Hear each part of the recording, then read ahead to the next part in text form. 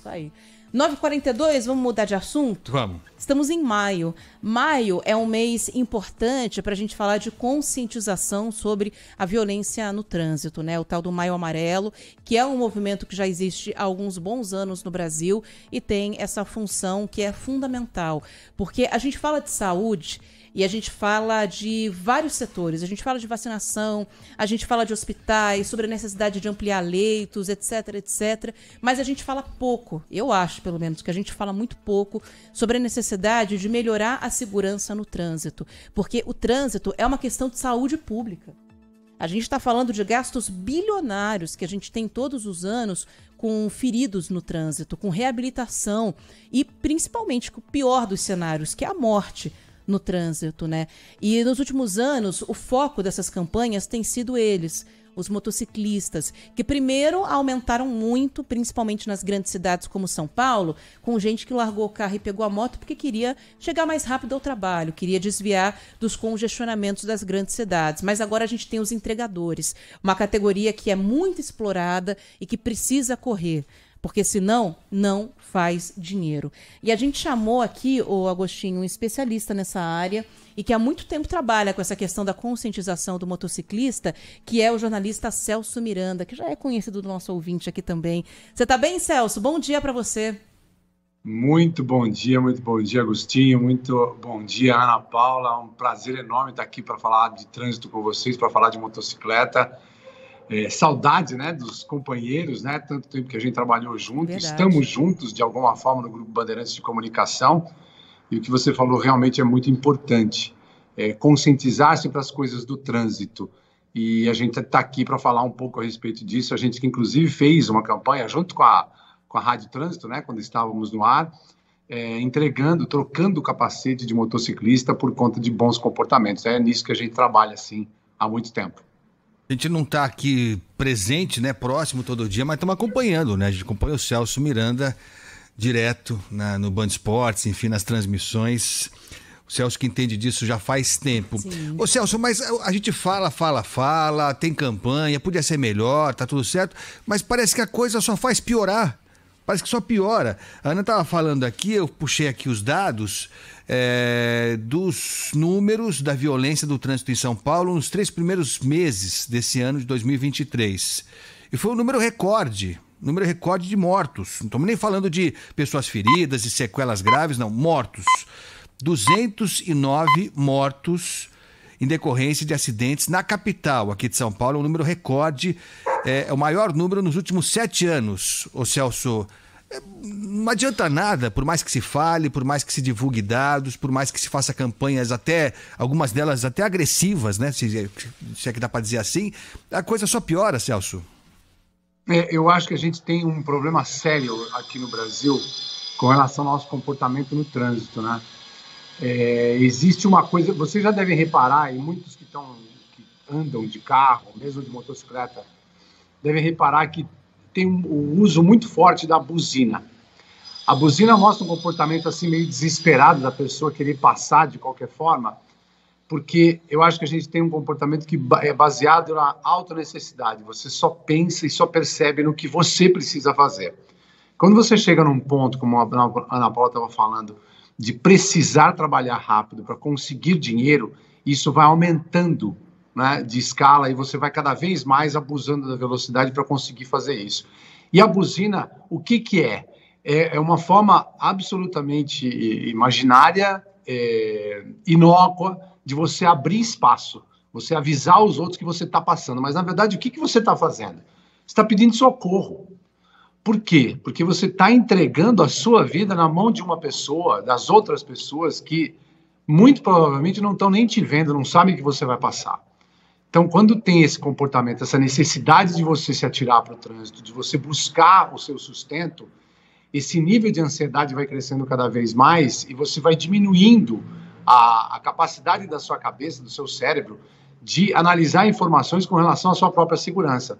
Então, se a gente está falando de uma necessidade de transporte, nós estamos falando de uma necessidade de ganhar a vida, nós estamos também falando de pessoas que estão indo para o trânsito cada vez menos treinadas, uma capacidade cada vez menor de usar técnica de pilotagem para evitar um problema.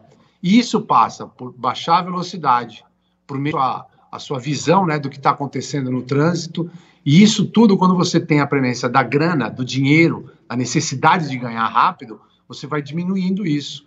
Então, eu acho que as coisas são muito combinadas, sabe? Tem muita combinação de coisas, necessidade do dinheiro, a falta de treinamento, a própria condição de todo mundo que está no trânsito, né, nessa ansiedade, e isso aqui que a gente está usando para se comunicar agora, no meu caso, né, usando o celular, porque, infelizmente, muita gente que está no trânsito está entretida também com o celular. Cada vez mais a gente sabe das pessoas que estão trabalhando no trânsito, usando essa velocidade baixa dos carros no trânsito para conseguir trabalhar. Então, é uma junção de fatores que faz com que a gente chegue nesse ponto. E eu acho que, mais do que tudo, a gente precisa falar a respeito disso, como a Ana Paula disse na abertura.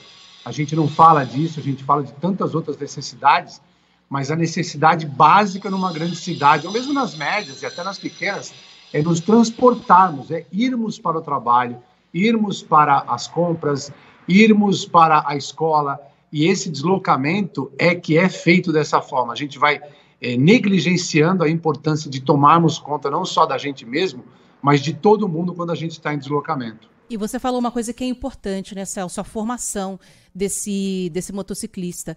O curso para você conseguir a licença para dirigir, para pilotar uma moto, é ridículo em São Paulo. É ridículo. Você é treinado numa pistinha, numa área super controlada. Eu fui conhecer uma vez a pista de treinamento lá do Parque Ibirapuera. Você vai estar treinando dentro de um parque, né, com um instrutor do seu lado. Você não consegue desenvolver nada de velocidade na moto, te dão uma licença, uma CNH na mão e falam, beleza, boa sorte. Aliás, o cara sai de Ibirapuera, cai de moto na 23 de maio, é um absurdo. Fiquei sabendo recentemente, falando com o presidente da Associação dos Motofretistas, como ele chama? Edgar, né? Edgar. E ele disse pra gente aqui, Celso, Ana, ouvintes, que o Detran tinha um curso que ele dava gratuito para quem precisa trabalhar, quer trabalhar nesse setor, de entrega por moto e tal, e que o Detran inexplicavelmente suspendeu esse curso. Talvez não fosse o melhor curso do mundo, mas enfim, a gente já está numa situação difícil. Se você ainda tira os poucos instrumentos que você tem à mão, aí complica, a prefeitura também tem um curso que é gratuito e tal, só que aí que está o ponto, é opcional. Se você quiser, você vai lá e faz. Para fazer um curso desse é um dia de trabalho que você está perdendo. Como é que a gente faz, Celso? Tem alguma força política, algum movimento aí para a gente melhorar os cursos de formação desses motociclistas? Não tem. A formação que a gente tem, a força política que a gente tem, ela é, por exemplo, dos fabricantes. A própria Abraciclo, que é a entidade que congrega os fabricantes de motocicletas no Brasil, ela tem várias outras preocupações. É lógico que uma delas é a formação dos motociclistas, mas as próprias fábricas trabalham com formação. Eu, inclusive, já passei por curso de formação na Honda, recentemente fiz algumas outras reciclagens, inclusive o último que eu fiz foi com o pessoal da Yamaha, trabalhando com formação. Veja só, eles trabalham com formação de instrutores para crianças, para condutores de scooter, que é uma variação da motocicleta cada vez mais utilizada nas cidades, para off-road, para estrada, para pista, quer dizer, cada vez mais especializada. As fábricas têm isso. Eu estou falando das duas mais importantes, mas todas as fábricas têm alguma forma de formação. Você falou, Ana Paula, dessa formação que tem lá no Ibirapuera, você foi. Lá no Ibirapuera, eu me formei. Então, assim, eu estou falando de um curso do começo dos anos 80, que é a mesma coisa. E ele foi desenvolvido, sabe quando? Nos anos 70. Nos anos 70, a motocicleta era considerada um veículo de lazer. Ela não é o que é hoje, uma ferramenta de trabalho. E todas essas formações, se você não exige que ela seja feita, você faz com que as pessoas que precisem lancem mão imediatamente de uma motocicleta que é um veículo caro no Brasil, mas ainda assim barato do ponto de vista, se você for pensar numa pessoa que foi demitida, que saiu do trabalho, ela vai lá, ela compra uma moto usada e já começa a trabalhar. Baixa um aplicativo e já começa a trabalhar. Isso é muito fácil de fazer. Mas a formação, ninguém tem, ou pouca gente tem, mas eu ainda falo, as pessoas sabem o que elas têm que fazer para dirigir com tranquilidade. Todo mundo sabe que a velocidade baixa é a melhor forma de você se proteger. É claro que, de novo, uma formação é importante, mas todo mundo sabe o que tem que fazer. O problema é essa premência, essa necessidade de ganhar dinheiro. E para falar ainda dessa questão de curso, eu quero até lembrar do que a gente está discutindo muito ultimamente, que é a regulação da internet, né? O que é a internet, se não o espaço público das ruas, das estradas que a gente tinha, né, no começo lá do século? Vamos voltar naquela época e fazer esse paralelo de internet. O que a gente tem na evolução da própria civilização, da própria civilidade? Você faz as ruas, você melhora a condição de calçamento, você faz e delimita faixas. À noite, as boas estradas têm iluminação de solo, né? Faixas refletivas, ou seja, todo mundo vai evoluindo para regulamentar, fazer com que as pessoas saibam o que estão fazendo. Isso é feito nas ruas, isso é preciso ser feito na internet, e no caso das ruas, nós temos que todos os dias lembrar das regulações. Existe semáforo, existe faixa de pedestre, todo mundo tem de respeitar isso. Então, quando a gente sai, eu saio todo maio amarelo para fazer minha premiação do capacete lá para os motociclistas de boa conduta no trânsito. Demora, e a Ana Paula vai lembrar disso, demora 3 horas e meia, 4 horas para achar um motociclista conduzindo a motocicleta de um jeito mais consciente. De novo, não porque as pessoas não saibam, mas porque existe uma premência, não existe esse alerta constante de como nós temos de usar os nossos equipamentos. Isso é uma questão de dia a dia. A questão da formação é importante, a questão dos cursos é importante, a questão nossa, inclusive aqui, nos meios de comunicação, a gente falar cada vez mais a respeito disso. E lembrar uma coisa que eu acho que é fundamental. Ninguém está nas ruas para machucar os outros, para matar ou para se ferir. Todo mundo faz parte de uma comunidade em deslocamento.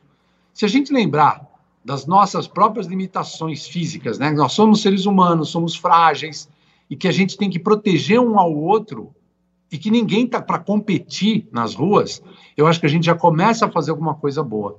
Então, se todo dia você entrar no carro, você subir na moto, você subir na bicicleta e lembrar, eu não estou aqui para competir com ninguém, eu não estou aqui para... E ninguém está aqui para me atrapalhar, porque tem isso também, né? O uso da buzina, brigar, discutir, porque você acha que alguém te atrapalhou. As pessoas, às vezes, não sabem, né? Não te viram, não perceberam. Então, eu acho que parte de uma atitude ao sair de casa, ao ir para as ruas, e também essa coisa da formação. Mas eu acho que a gente aqui, Ana Paula, Agostinho, acho que a gente tem uma função muito importante, que é todos os dias lembrar disso. Ninguém está na rua para se ferir, nem para machucar ninguém. Eu sou de uma época, você também, Celso, você não me engana não, tinha aquele papai não corra no painel do carro, com a fotinho da criança, funcionava. Tem muito motoboy que prende uma mensagem na bag atrás, né? Não, meu pai, cuide do meu pai, para meu pai voltar bem para casa, esse tipo de coisa. Né? Funciona. Agora, assim, você estava falando tudo isso aí, é verdade mesmo, né? Mas o poder público também não ajuda nada, né? Nada. Não. O Lucas Josino trouxe informação essa semana pra gente que são aplicadas 1.000 multas por hora em São Paulo. 1.000! Eu não consigo imaginar 1.000 multas por hora. Mas acontece, 1.000 infrações, até mais, né? Porque a multa tá lá e, enfim. Então é isso. Parece que, em parte também, esse caos todo favorece, de alguma forma, alguns interessados, viu, Celso? Tem um dado que eu queria compartilhar com vocês, e é um dado assim de percepção, né? De olhar. Repara o que os semáforos em cidades médias, em cidades grandes, eles ajudam a irritar até subliminarmente as pessoas. Você não tem, você tem pouquíssimas, eu acho que na Avenida Paulista deve ter, não sei se tem outra, em São Paulo, estamos falando da maior cidade da América do Sul, uma das maiores cidades do mundo. Não tem semáforo inteligente para liberar tráfego. O que acontece? Você é preso num semáforo, logo aqui, 50, 100 metros à frente, você vai ficar preso no outro. Não importa que são 30 segundos, 1 minuto. O que importa é que na soma do dia, de um deslocamento de 20 quilômetros, você tem que somar, isso foi uma conta que eu fiz empiricamente. Se você for passar por 10 semáforos, você tem que fazer imediatamente a sua conta de deslocamento de que você vai perder 10 minutos em semáforo, porque é pelo menos 1 minuto por semáforo, se o trânsito estiver livre. Se ele estiver engarrafado, se tiver muita gente, o que numa cidade como São Paulo é natural você encontrar, você vai ter uma somatória de frustração do deslocamento. Você sai de casa pensando que você vai evitar o transporte público, por exemplo, e que você vai se deslocar mais rápido. É uma mentira. Então você já vai encarar uma frustração. Essa frustração vai aumentando na medida em que esses semáforos vão se somando ao longo de um dia. Se você está falando de um trabalhador, como entregador, por exemplo, de moto, ou quem faz entregas ou trabalha de carro na cidade, você vai aumentando o nível de frustração e é muito difícil essa pessoa não estar no final do dia extremamente estressada. Isso faz com que você você se exponha muito mais a cometer um erro e tomar uma multa. Então, assim, veja o nível de estresse que, como você falou, Agostinho, é o poder público que promove isso. Mas nós temos que regular, como eu falei na minha outra resposta. Tem que regular, sim, tem que regular, mas por essa quantidade de dinheiro que entra no cofre público, eu tenho certeza absoluta que esse dinheiro não vai só para o trânsito. E rapidinho, porque... entra muita grana, ô Celso, mas sai também. Porque o que se gasta... Eu não sei, porque acho que falta até o poder público fazer essa conta com inteligência. Porque o que se gasta... E divulgar. Porque o que se gasta com internação de motociclista e motorista, muitos deles não fazem reabilitação em hospital particular, é hospital público. Então, entra uma grana violenta com multa, mas sai também com o que a gente gasta com acidente de trânsito. Mas aí falta seriedade, né? Falta seriedade, falta bom senso, falta inteligência, falta espírito público. E a gente está terminando, mas o trânsito tem tantas sutilezas. Eu moro em São Caetano e durante um tempo a Avenida Goiás, que é o lugar mais movimentado, e a Paulista nossa lá, tinha um semáforo que ele tinha várias cores. Porque o semáforo tradicional tem o vermelho, o verde e o amarelo, não é isso? Mas lá tinha várias. Eram várias lâmpadazinhas que iam apagando à medida que estava mais próximo de ficar vermelho. Isso gera uma ansiedade? Não, pelo contrário. Pelo contrário. Para mim, não. Então, quando estava no vermelho, o que tem de pior? É o semáforo vermelho. Mas você via que ele estava chegando perto do verde já. Ia subindo a bolinha, subindo. Dava uma tranquilidade, porque você percebia que estava quase chegando o verde. E a angústia do semáforo é você não saber quando o diabo do semáforo vai abrir. O semáforo vai abrir. Com aquele... Para mim, funcionava bem, eu ficava tranquilo. Estava já na metade, já metade já foi. Então, assim, eu não sei se é uma loucura minha, mas eu acho que há algumas sutilezas que podiam ser aproveitadas para dar um momento de respiro, né, Celso? Repara como todos esses dados que a gente falou aqui têm a ver com estudo, tem a ver com investimento em conhecer os dados, em conhecer comportamento humano. A gente não conhece e a gente não tem acesso Poxa, a gente tem uma das maiores universidades, uma das melhores universidades, existem muitos estudos, existem psicólogos, psiquiatras que trabalham com certeza com esse tipo de coisa. De novo, o poder público não faz esse trabalho, não divulga, como a Ana Paula falou, quanto gasta com essas questões todas, quanto arrecada, quanto gasta e onde gasta, né? E isso é importante da gente saber, porque a questão do trânsito, com esse número elevado de acidentes, com esse número elevado de mortes, não pode ser deixado de lado. Tem um monte de coisas prementes, os assuntos vão caindo, né, na política, na economia, as coisas importantes da nossa vida vão acontecendo e vão atraindo a nossa atenção, mas a questão do trânsito, que é a primeira coisa que a gente faz ao sair de casa, eu acho que tem que ser uma pauta diária da nossa vida e também uma forma e uma questão diária da gente cobrar do poder público atitudes para a gente ter uma vida melhor, um pouco mais de saúde. Concordo. Celso, foi um prazer. Próxima vez você tem que estar aqui pessoalmente no estúdio, tá bom? Também. Obrigada, viu, Celso? Ótimo. Estou mais do que à disposição. Ao ser convocado, estou aqui porque a campanha segue. Esse mês a gente vai fazer, como todo mês de maio, a gente faz pelo menos 4 entregas. Eu divulgo nos meus canais na internet e tenho certeza que a gente vai conseguindo cada vez mais apoio. A gente está presente também nas mídias para a gente divulgar isso, porque afinal de contas, o projeto chama Você Merece, né? Então, a gente divulgar as pessoas que têm boas práticas é importantíssimo, fazer com que todo mundo conheça que existem, sim, bons motociclistas. A gente fala de mortes, mas a gente também tem que lembrar que são mais de 300 mil que estão trabalhando no trânsito. É gente que, com certeza, consegue levar o seu ganha-pão e se preservar todos os dias nas ruas. Celso Miranda, valeu, Celso. Obrigada aqui pela participação. Abraço. E acabou. Acabou o jornal. A gente faz acabou tempo em alto já. estilo, hein? Vamos combinar, hein? Tá dúvida. louco. Hoje encerramos lá no alto, hein? Eu acho também.